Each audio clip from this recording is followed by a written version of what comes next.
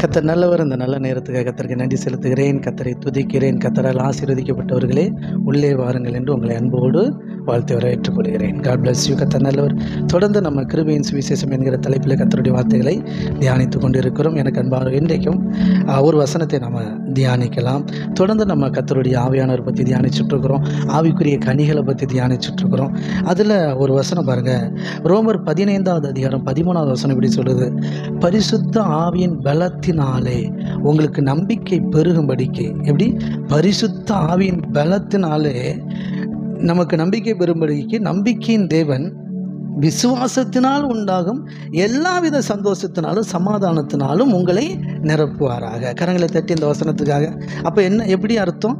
பரிசுத்த ஆவியின் பலத்தினாலே நமக்கு விசுவாசத்தினால் உண்டாகும் எல்லாவித சந்தோஷத்தினாலும் சமாதானத்தினாலும் கர்த்தருடைய ஆவியானவர் நம்மளை நிரப்புவாராம். ஆமென். கரங்களை தட்டி. பரிசுத்த ஆவியினால் உண்டாகிற பரிசுத்த ஆவியினால் விசுவாசத்தினால் உண்டாகும் எல்லாவித சந்தோஷத்தினாலும் சமாதானத்தினாலும்.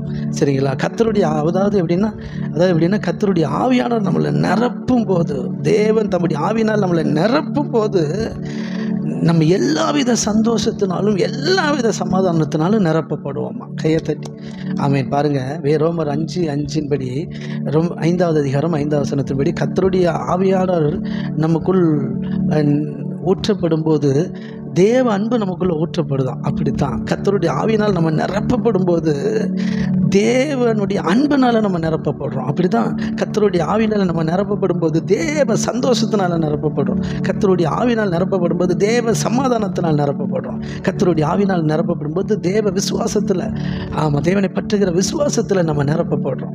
அப்படி தான் பாருங்கள், இந்த வசனம் சொல்லுது, பரிசுத்த ஆவியினால் தேவன் விசுவாசத்தினால் உண்டாகும் எல்லாவித சந்தோஷத்தினாலும் சமாதானத்தினாலும் நம்மளை நிரப்புவாராம். அப்போ பாருங்கள், தேவனை பற்றுகிற விசுவாசத்தினால எல்லாவித சந்தோஷமும் எல்லாவித சமாதானத்தையும் நம்ம நிரப்பப்பட முடியுமா. கரங்களை தட்டி. அப்போது நல்லா புரிஞ்சுக்கோங்க, இந்த உலகத்தில் ஒரு சந்தோஷம் இருக்குது. இந்த உலக சந்தோஷம் வேற. ஏசப்பா சொன்னார், உலகம் கொடுக்கிற பிரகாரமாய் நான் கொடுப்பதில்லை. ஒரு வசனம் இருக்குது பாருங்கள், இன்னொரு கூட எடுத்துக்கொள்ளுங்கள். பாருங்கள், யோவான் எழுதின சுவிசேஷம் 14வது அதிகாரம் 27வது வசனம் சொல்லப்பட்டிருக்கு பாருங்கள். ஏசப்பா சொல்லும்போது இப்படி சொல்கிறாங்க, சமாதானத்தை உங்களுக்கு வைத்து போகிறேன், என்னுடைய சமாதானத்தையே உங்களுக்கு கொடுக்கிறேன், உலகம் கொடுக்கிற பிரகாரம் நான் உங்களுக்கு கொடுக்கறதில்லை. கையை தட்டி. ஆமாம், ஏசப்பா சொல்கிறாங்க, நான் சமாதானத்தை உங்களுக்கு வைத்து போகிறேன், என்னுடைய சமாதானத்தை உங்களுக்கு கொடுக்கிறேன், உலகம் கொடுக்கிற பிரகாரமாக அல்ல, உலக சமாதானம் அல்ல, இது தெய்வீக சமாதானம். கரங்களை தட்டி. பிலிப்பியர் 4வது அதிகாரம் 6வது வசனத்தில் சொல்லப்பட்டிருக்கு, நீங்கள் ஒன்றுக்கும் கவலைப்படாமல் எல்லாவற்றையும் குறித்து உங்கள் விண்ணப்பங்களை ஸ்தோத்திரத்தோடு கூடிய ஜெபத்தினாலும் வேண்டுதலினாலும் தேவனுக்கு தெரியப்படுத்துங்கள், அப்பொழுது எல்லா புத்திக்கும் மேலான தேவ சமாதானம் உங்கள் இருதயங்களையும் உங்கள் சிந்தைகளையும் கிறிஸ்து இயேசுக்குள்ளாக காத்துக்கொள்ளும். கையை தட்டி. தேவ சமாதானம். அப்போது பாருங்கள், அந்த வசனத்தில் சொல்லப்பட்டது போல் விசுவாசத்தினால் உண்டாகிற எல்லாவித சந்தோஷத்தினாலும் சமாதானத்தினாலும் தேவன் நம்மளை நிரப்புவாராம். அப்போது தேவனை பற்றுகிற விசுவாசத்தினால, கர்த்தருடைய ஆவியின் பலத்தினால், கர்த்தருடைய ஆவினால் நீங்கள் நிரப்பப்படும் போது, கர்த்தருடைய ஆவினால் நீங்கள் நிரப்பப்படும் போது அந்த தெய்வீக சமாதானத்தினால் நம்ம நிரப்பப்படுறோம். எத்தனை புரியுது? ஆமேன். அப்போது எல்லாவித சந்தோஷத்தினாலும் எல்லாவித சமாதானத்தினாலும் தேவன் நம்மை நிரப்புகிறார். சரிங்களா? இது உலகம் கொடுக்கிற பிரகாரம் அல்ல. ஏசப்பா சொன்ன போல, இது உலகம் கொடுக்கிற பிரகாரம் அல்ல, என்னுடைய சமாதானத்தை உங்களுக்கு தருகிறேன் என்று சொல்கிறார். இதுதான் தெய்வீக சமாதானம். எத்தனை புரியுது? ஆமேன். தெய்வீக சமாதானம். ஹல்லேலூயா. ஆமேன், ஆமேன். அப்போது இந்த உலகத்தில் எல்லாவித சந்தோஷத்தினாலும் எல்லாவித சமாதானத்தினாலும் நீங்கள் நிரப்பப்பட்டவர்களை வாழ முடியும். கரங்களை தட்டி. இன்றைக்கி எல்லாருக்கும் ஒரு பெரிய கேள்விக்குரிய, எல்லாருக்கும் ஒரு பெரிய தேவை என்ன தெரியுமா? சந்தோஷம், சமாதானம். அப்படிதானே? எல்லாரும் அப்படிதான். சந்தோஷமாகவே இருக்க முடியல, சமாதானமே இல்லை வீட்டில் அப்படின்னு சொல்லுவாங்க, பார்த்துருக்கீங்களா? ஆனால் நமக்கு அந்த பிரச்சனையே இல்லை. கர்த்தராகிய இயேசு கிறிஸ்துவை சொந்த இரட்சகரை ஏற்றுக்கொண்டு அவருடைய பிள்ளைகளாய் அவருடைய சமூகத்தில் அவரோடு கூட உறவாடுகிற உங்களை அவர் தம்முடைய ஆவியினால் நிரப்பி, ஆமீன், விசுவாசத்தினால் உண்டாகிற எல்லாவித சந்தோஷத்தினாலும் சமாதானத்திலும் உங்களை நிரப்புவார். நீங்கள் எல்லாவித சந்தோஷத்தையும் எல்லாவித சமாதானத்தையும் நீங்கள் அனுபவிப்பீர்கள். அந்த தெய்வீக சமாதானத்தினால் உங்கள் இருதயத்தையும் உங்கள் சிந்தையும் கிறிஸ்து இயேசுக்குள்ளாக காத்துக்கொள்வீர்கள். ஆமென். ஆமாம், நீங்கள் நல்ல சமாதானமாக, சந்தோஷமாக, நிம்மதியாக, அநேகருக்கு ஆசீர்வாதமாக, சாட்சியாக இருப்பீங்க. அப்படி ஒரு நல்ல வாழ்க்கை வாழ முடியும். அதுக்கு தான் தேவன் உங்களை என்னை அழைத்திருக்கிறார். உங்களுக்கு எனக்கும் தம்முடைய ஆவியில் அளவில்லாமல் கொடுத்து கொண்டே இருக்கிறார். எத்தனை நம்புறீங்க? அதனால் எனக்கு சமாதானம் இல்லை, சந்தோஷம் இல்லைன்னு நீங்கள் வருத்தப்படாதீங்க, கவலைப்படாதீங்க. ஏசப்பாவை தேடுற உங்களுக்கு ஒரு நன்மை குறைபடாது. இன்னும் ஒரு படி மேலே புதிய உடன்படிக்கையில் அவருடைய ராஜ்யத்தை தேடுகிற உங்களுக்கு ஒரு நன்மையும் குறைபடாது. எனக்கு அன்பானவர்களே, நீங்கள் கர்த்தரை நம்பி வாழ்ந்துட்டுருக்கிறீங்க, அவரை பற்றுகிற விசுவாசத்தில் வாழ்ந்துட்டுருக்கிறீங்க. உங்கள் சந்தோஷம் சமாதானம் பெருகி கொண்டே இருக்கும். உங்களுக்கே தெரியாமல் நடந்துக்கிட்டே இருக்கு வேலை. கவலைப்படாதீங்க. ஒரு நாள் நீங்கள் நல்ல சந்தோஷமாக, சமாதானமான ஒரு சாட்சி உள்ள நல்ல ஒரு ஆவிக்குரிய வாழ்க்கை வாழ்வீங்க. ஒரு கர்த்தருடைய பிள்ளையாக, சாட்சியாக இருப்பீங்க. அதுதான் உங்களுக்கு நடக்கும். நீங்கள் இன்றைக்கி 1000 கஷ்டத்தில் இருக்கலாம். ஆண்டவரை சரியாக அறியாமல், இல்லை சரியாக புரியாமல், சத்தியத்தை சரியாக தெரியாமல், ஒருவேளை ஆண்டவரை அறிய வேண்டிய வயசில் அறியாமல், ஆண்டவருடைய சத்தியத்தை சரியான முறையில் நம்ம பின்பற்றாமல், ஆண்டவருடைய வார்த்தைக்கு கீழ்ப்படியாமல், நம்ம வாழ்க்கையில் நிறைய சந்தோஷமான, சமாதானமான காரியங்கள் நடக்காமல் இருந்திருக்கலாம். அப்படிப்பட்ட நல்ல வாழ்க்கையை நீங்கள் தொலைச்சிருக்கலாம். கவலைப்படாதீங்க.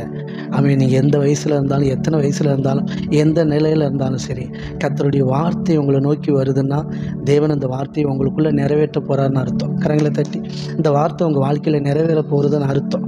ஆமென். கர்த்தருடைய ஆவியானவர் உங்களுக்கு இந்த வார்த்தையை பேசி, வார்த்தையை அனுப்பி உங்களை சுகப்படுத்தி, பலப்படுத்தி, உங்களை தூக்கி நிலைநிறுத்துவார், உங்களை மேன்மைப்படுத்துவார்னு நான் நம்புகிறேன். Okay, God bless you. நான் மனதார ஆசீர்வதிக்கிறேன். கர்த்தர் தாமே உங்களையும் உங்கள் குடும்பத்தையும் ஆசீர்வதிப்பார்கள். ஓகே, நம்ம ஜெபம் பண்ணுவோமா? வருமானப்படுவோம். உங்கள் கவலை, கஷ்டம் எதுவாக இருந்தாலும் கர்த்தர் மாற்றுவார். நிச்சயமாக அந்த வார்த்தை உங்களுக்குள்ளே வேலை செய்யும்.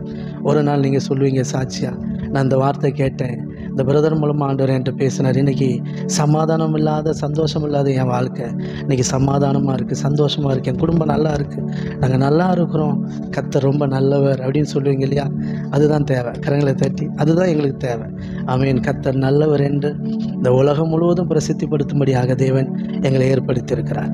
எங்களுக்கு நல்லவராய், உண்மையுள்ளவராய் இருந்து நாங்கள் நிறைய நல்லவன் ருசித்து பார்த்துக்கிட்டே இருக்கிறோம். அதை அப்படியே உங்களுக்கு பிரசங்கிக்கிறோம். ஓகே, எங்களுக்கு நல்லவராக இருக்கிறவர் உங்களுக்கும் நல்லவராகவே இருப்பார். Okay, God bless you. கண்களை மூடி ஜெபம் பண்ணுவோமா? நல்ல தகப்பனை நன்றி செலுத்துகிறோம். நாங்கள் இந்த நல்ல நேரத்தில் ஒருமனப்படுகிறோம். இதனை பார்க்கிற அருமையான அன்பு சகோதரன், அன்பு சகோதரி, அவங்க வாழ்க்கையில் எந்த சூழ்நிலையில் இருந்தாலும், எந்த கஷ்டத்திலும் கவலையிலும் இருந்தாலும், சமாதானம் இல்லாமல், சந்தோஷம் இல்லாமல், ஒரு நிம்மதி இல்லாத வாழ்க்கையில் இருந்தாலும் தேவன் அதை அறிந்திருக்கிறீங்க. இந்த வார்த்தையை அனுப்பியிருக்கிறீங்க. நீங்கள் சுகப்படுத்திருக்கிறீங்க, பலப்படுத்திருக்கிறீங்கப்பா. இந்த வார்த்தை அவர்களுக்குள்ளே பலனடைய செய்திருக்கிறது. நிச்சயமாக கர்த்தர் என் வாழ்க்கையை மாற்றுவார். நான் நிச்சயமாக தேவனுடைய ஆவியினால் நிரப்பப்பட்டு விசுவாசத்தினால் உண்டாகிற எல்லாவித சந்தோஷத்தினால், சமாதானத்தினால் நிரப்பப்படுவேன். நான் அப்படி ஒரு நல்ல வாழ்க்கை வாழ்வேன், சாட்சியுள்ள ஒரு வாழ்க்கை வாழ்வேன் அப்படிங்கிற வைராக்கியம் எங்களுக்குள்ளே ஆண்டவரே நீங்கள் எழுப்பியிருப்பதற்காக நன்றி. அந்த வைராக்கியம் உண்டாயிருப்பதற்காக நன்றி. அப்படியே உங்கள் கருத்தில் ஒவ்வொருவரையும் ஒப்பு கொடுக்குறோம் ஆண்டவரே. ஒவ்வொரு வாழ்க்கையிலும் நீங்கள் பெரிய காரியங்களை செய்கிறதுக்காக நன்றி. உங்கள் நாம மாத்திரம் பெரிதாய் மகிமையிடுவதற்காக நன்றி அப்பா. சகல துதியான மகிமையெல்லாம் அப்போ ஒருவருக்கே செலுத்துவோம். எங்கள் மீட்பர் ரட்சகருமாகிய இயேசு கிறிஸ்துவின் இன்ப நாமத்தில் பணிந்து ஜெபிக்கிறோம் எங்கள் ஜீவனுள்ள நல்ல பிதாவே. ஆமென், ஆமென், ஆமென். கரங்களை தட்டி கர்த்தருடைய நாமத்தை மேம்படுத்தும். Okay, God bless you. கர்த்தர் தாமே ஒவ்வொருவரையும் ஆசீர்வதிப்பாராக. தொடர்ந்து நீங்கள் இந்த ஊழியத்தை ஃபாலோ பண்ணுங்கள்.